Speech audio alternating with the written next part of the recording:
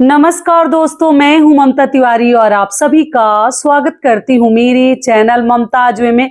कैसे हैं आप सब? तो ये बताने के लिए कमेंट बॉक्स में हर हर महादेव हमेशा की तरह जरूर लिखे। तो चलिए दोस्तों, आज हम इस वीडियो में जानेंगे मकर संक्रांति। मकर संक्रांति के दिन 5 महत्वपूर्ण कार्य मैं आपके साथ शेयर करूंगी। वो सभी कार्य उस दिन आप लोग जरूर कीजिएगा। तो चलिए सभी महत्वपूर्ण बातें जान लेते हैं। और साथ में दोस्तों आपको बता दूं, खिचड़ी का लेकर आप लोगों का एक प्रश्न है कि गुरुवार का दिन पड़ रहा है तो क्या खिचड़ी बनाने से कोई प्रॉब्लम है, परेशानी है, बनाए या ना बनाए। पहले वीडियो में तो ऐसे बताई हूँ, वो भी मैं आपको समझाऊंगी। तो चलिए वीडियो को शुरू करते हैं। इससे पहले दोस्तों, अगर आपको मेरा वीडियो पसंद आता है तो प्लीज आप मेरे चैनल को सब्सक्राइब कर दीजिएगा, बेल आइकन को प्रेस कर दीजिएगा, जिससे कि मेरे वीडियो के नए नोटिफिकेशन आप सभी के पास सबसे पहले पहुंचे। तो चलिए शुरू करते हैं और मकर संक्रांति से संबंधित सभी महत्वपूर्ण बातें जान लेते हैं। तो सबसे पहले दोस्तों आपको बता दूं, 2026 में मकर संक्रांति का पर्व हम 15 जनवरी दिन गुरुवार को मनाएंगे। 2 दिनों का लेकर लोगों के अंदर असमंजस की स्थिति बनी हुई है। कुछ लोग 14 जनवरी को बोल रहे हैं दिन बुधवार को, और कुछ लोग 15 को। तो जी नहीं, 15 जनवरी को मकर संक्रांति आपके लिए सर्वश्रेष्ठ रहेगा मनाना, क्योंकि सूर्य देव जो है ना, धनु राशि से 14 तारीख को रात्रि में 9:48 पर मकर राशि में प्रवेश करेंगे। तो इसलिए आप लोग 15 को ही मनाएं तो ज्यादा बेहतर है। आगे आपकी अपनी इच्छा है, मैं कभी किसी को रोकती नहीं हूँ। ये क्लियर हो गया। चलिए अब आगे जान लेते हैं। मकर संक्रांति के दिन 5 कार्य कौन से इतने महत्वपूर्ण कार्य हैं जो हमें उस दिन जरूर करने हैं। सबसे पहले तो दोस्तों, स्नान उस दिन सभी को करनी है। आप नदी सरोवर में करें या घर में गर्म जल से करें, ठंडे जल से करें, जो भी करें, घर में बूढ़े बुजुर्ग बीमार बच्चे सभी को करने हैं। स्नान करें। मान लीजिए जो लोग नहीं कर सकते, गोद का बच्चा हो या कोई बूढ़े बुजुर्ग है, तो आप क्या कीजिएगा कि आपको गर्म पानी से उनका हाथ पैर धुला कर भी वस्त्र बदलवा दीजिएगा, क्योंकि उससे हमारे ग्रह कटते हैं। कभी उस दिन हमें पाप घिरता है तो बहुत सारे लोग सोचते हैं चलो नहीं करेंगे, आलस आता है।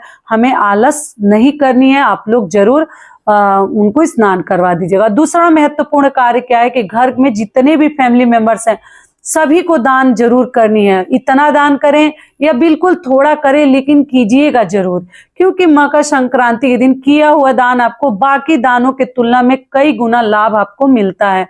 तो आप लोग जरूर कीजिएगा। तिल जरूर कीजिएगा, काला वाला तिल। माघ के महीने में तिल दान करना, तिल खाना हमारे लिए सर्वश्रेष्ठ माना जाता है।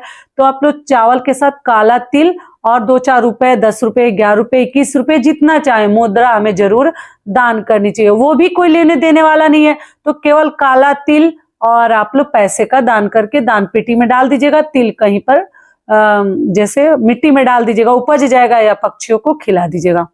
ये हो गया।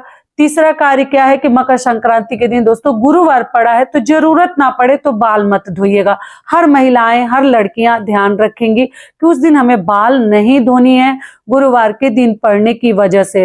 अगर मान लीजिए कुछ परेशानी है तो ऐसे में आप लोग, मासिक धर्म वाले लोग उस दिन धो सकते हैं, बाकी लोग बचाए तो ज्यादा बेहतर है। ये क्लियर हो गया। चलिए अगला आपको नियम बता दूं कि उस दिन हमें जनेऊ जरूर, जिनके यहाँ जनेऊ पहना जाता है, और वो उस दिन आप लोग जनेऊ जरूर अपने पति, अपने बच्चों को बदलवा दीजिएगा, क्योंकि जनेऊ हमें उस दिन पुराना नहीं पहनी चाहिए। पुराना वाला जनेऊ उतार कर रख दीजिए, कहीं बांध दे, लेकिन जरूर बदल दीजिएगा। अगला कार्य आपको महत्वपूर्ण कार्य क्या है, सभी श्रृंगार उस दिन हमें जरूर करनी चाहिए। हर महिलाओं को उस दिन सज संवर जानी चाहिए। गुरुवार का दिन है, फिर भी पीला सिंदूर आप लोग ना लगाएं, लेकिन लाल सिंदूर वगैरह लगाकर, पैरों में महावर वगैरह लगाकर, क्योंकि बरस का दिन है, तो हमें इस बात का ध्यान रखनी चाहिए। हमें जरूर उस दिन अच्छे से सज संवर जानी चाहिए। चलिए अगला महत्वपूर्ण कार्य क्या है कि मकर संक्रांति के दिन अपने घर में आप लोग गंगा जल का छिड़काव कीजिएगा, और हर हर गंगे बोलते हुए स्नान भी करनी है। अगर नदी सरोवर में नहीं जाते हैं तो भी काला तिल डालकर बाल्टी के जल में ये आप लोग गंगा जल डालकर ही स्नान कीजिएगा, हर हर गंगे बोलते हुए। और देवी देवताओं के ऊपर जल का छिड़काव कर दीजिएगा, या पार लगता है तो कपड़े से पोंछ दीजिएगा, कपड़ा गीला करके। पूरे घर में हमें छिड़काव कर देनी है। मास जैसे समाप्त हो रहा है, सूर्य भगवान गधों की सवारी, जैसे खरों की सवारी छोड़कर अब घोड़े की सवारी करेंगे, तो सभी शुभ मांगलिक कार्य शुरू हो जाएंगे, प्रारंभ हो जाएंगे हमारे घर के।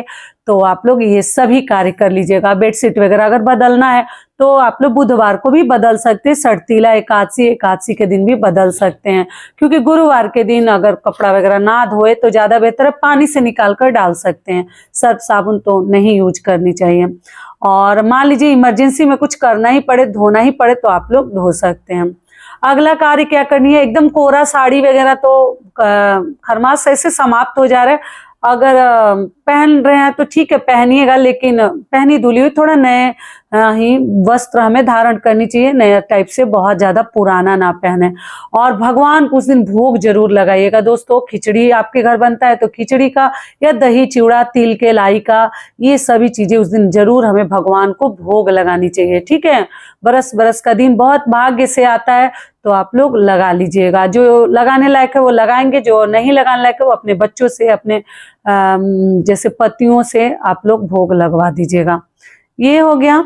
और अगला प्रश्न है, दीदी गुरुवार के दिन खिचड़ी बनाए या ना बनाए? तो देखिए, वार से बड़ा त्योहार है और गुरुवार के दिन तो हम लोग भी नहीं बनाते हैं, चावल और दाल नहीं मिलाते हैं, लेकिन यहाँ साईं मंदिर है तो वहां पर तो खिचड़ी मिलता है, लोग बनाते भी, भोग लगाते हैं साईं बाबा को, तो आप लोग उस दिन बना सकते हैं। क्योंकि जब व्रत ही ऐसे दिनों पे पड़ जाता है तो व्रत अधिक मायने रखता है, बहुत अधिक महत्व रखता है, तो आप लोग अच्छे से खिचड़ी बना सकते हैं, भोग भी लगा सकते हैं। भगवान को पहले लगा दीजिएगा, उसके बाद अपनी खिचड़ी में आप लोग लहसुन प्याज वगैरह डालकर मसालेदार खिचड़ी वगैरह बना सकते हैं। मूंग दाल का, उड़द दाल से भी बना सकते हैं, जो भी इच्छा हो बना लीजिएगा। काला चीज उसमें जरूर कुछ ना कुछ डाल दीजिएगा, उड़द दाल वगैरह, और भगवान को भोग लगा सकते हैं। दही चिवड़ा उस दिन खाते हैं और तिलकुट वगैरह खाते हैं, तो ये सब चीजें आप भोग भी लगाइएगा और खाइएगा भी।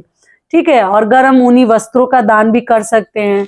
तो और शादी विवाह के लिए आप मांगलिक कार्य, मतलब उसके अगले 15 तारीख के बाद से आप लोग कर सकते हैं। जिनका भी कार्य रुका हुआ है, कुछ ऐसे मतलब शुभ कार्य है जो रुके पड़े हुए हैं, वो सभी कार्य आप लोग शुरू कर सकते हैं। और अगला सबसे महत्वपूर्ण कार्य क्या है, कुछ दिन बाल वगैरह न कटवाएं। हेयर कट वगैरह पुरुष महिला सभी को ध्यान रखनी चाहिए कि हमें हेयर कट वगैरह नहीं लेनी चाहिए। और दान उस दिन दोस्तों जरूर कीजिएगा। आप लोग सूर्य देव को जल दे सकते हैं, तुलसी जी को जल दे सकते हैं, पूजा पाठ कर सकते हैं। दान आप लोग जरूर कीजिएगा, बता ही चुकी हूँ। और किसी भी भिक्षुक भिखारी का अपमान न करें। यथासंभव आप लोग उनको, जरूरतमंद लोगों को खिला सकते हैं, दही चिवड़ा भंडारा करवा सकते हैं, खिचड़ी खिला सकते हैं, जैसी आपकी शक्ति है ये सभी कार्य भी आप लोग कर सकते हैं। कुछ नहीं कर सकते तो उनको 2-4 10 रुपए चावल वगैरह भी दान कर सकते हैं। और किसी भी साधु महात्मा, किसी का उस दिन अपमान वगैरह हमें नहीं करनी चाहिए, किसी जीव जंतु को नहीं मारनी चाहिए, और अपने घर में उस दिन नॉनवेज वगैरह नहीं बनानी चाहिए। सभी बहनें ध्यान रखेंगे। एक तो गुरुवार है और दूसरे में मकर संक्रांति के दिन ऐसी सब चीजें आप लोग कहते हैं कि हस्बैंड नहीं मानते हैं, लेकिन हर पुरुष को समझनी चाहिए। बरस बरस के दिन किसी भी प्रकार की जीव हत्या हमें नहीं करनी चाहिए, घर में नॉनवेज वगैरह नहीं बनानी चाहिए, न बनवानी चाहिए। तो आशा करती हूँ सभी महत्वपूर्ण बातें आपको बता दी।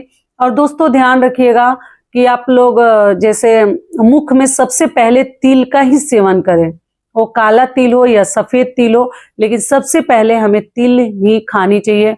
और एक चीज और ध्यान रखिएगा कि आप लोग स्नान करने के बाद पहले दान करें, उसके बाद सूर्य देव को जल दे सकते हैं।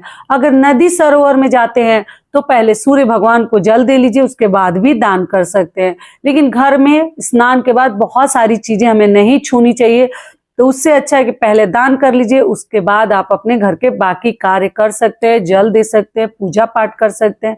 तो इस प्रकार से कर सकते हैं। और सुबह से लेकर और दोपहर तक दोस्तों आप लोग स्नान दान कर सकते हैं, 12 बजे तक आप लोग कर सकते हैं, बहुत ही अधिक शुभ समय है।